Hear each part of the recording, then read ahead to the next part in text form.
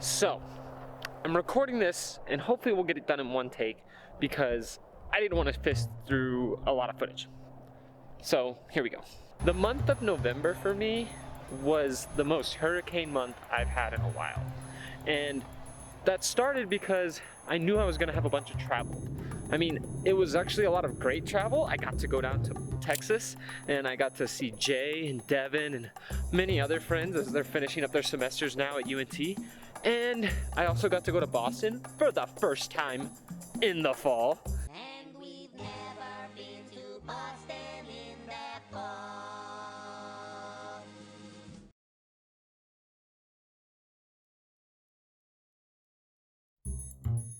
And I also got to just explore Colorado with my brother. And that was an exciting adventure, just going around day after day, climbing, exploring new mountain ranges, and just the month of November for me was like this great exploration of what life could be when you just explore the entire time. And I loved it. But one of the things about it though was that from the moment I landed in Austin, I had this stress in the back of my mind because I had to move. And I don't know how many of you have moved recently, but it's stressful enough when you're like in the state and you're able to look for places to live. But when you're traveling, like, it's not as fun. And so I kind of want to share that story. And so here's what happened. I landed in Austin on November 4th.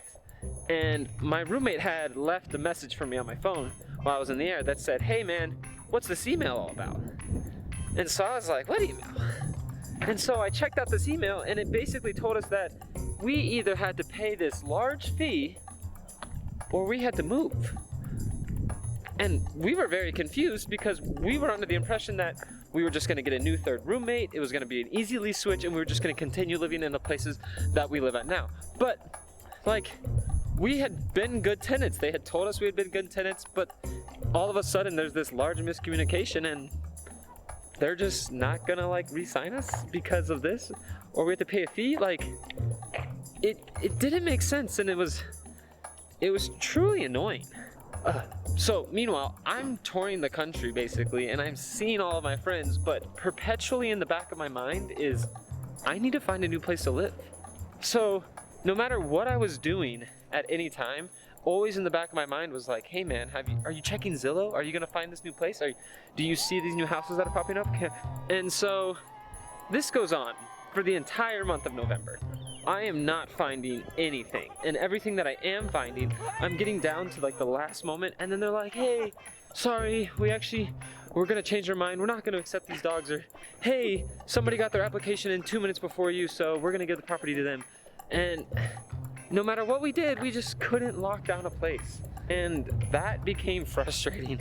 And come November 26th, 27th or something like that, I start looking for moving boxes to pack up all my stuff because I had to be out by the end of the month. And that's when I saw this ad. And so what I do is I start communicating with the person. Her name was Catherine, and she set up a time for me to come pick up the boxes. And I was like, sweet. And basically, I show up and I see this place.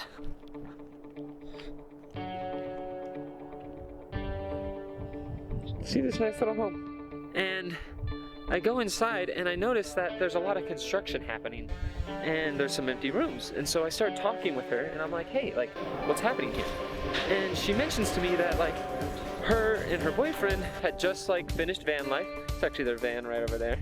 They had just finished van life for a while and they were looking to settle down and create this arts community like they had when they lived in San Diego. And I mentioned that, well, that's like what I want to do. Like, heck, like, you know, I don't know if some of you know my like in dreams for like all this, but I'd love to open up this community arts center where people can just come collaborate and do all kinds of artsy projects.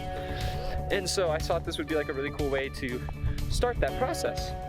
And so we started talking about like what kind of rental agreements we could work out, and we worked something out where I can help them build the place up a little bit, and that'll deduct from my rent, as well as just contributing to the arts community as a whole.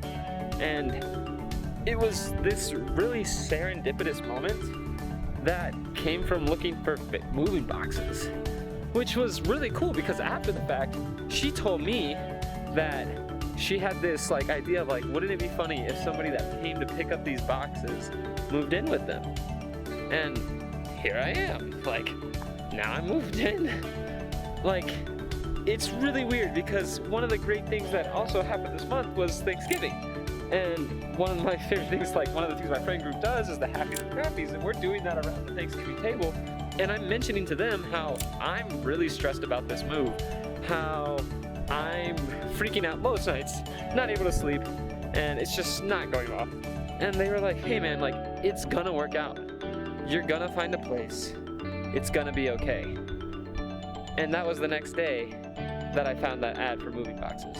And so like, it just blew my mind that you have to be patient sometimes.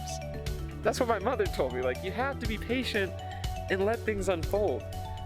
And I don't like to plan things that much, but like, gosh, like, was that stressful month that like I was freaking out the entire time.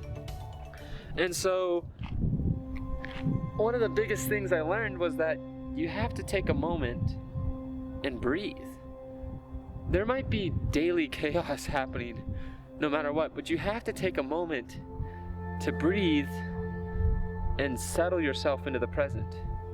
Because yeah, I got to go on all those adventures, but at times I felt like I wasn't fully in those adventures. I wasn't fully with those people because my mind was elsewhere, clouded with stress. And so that's what I want to invite you to do right here with me right now, is just take a breath.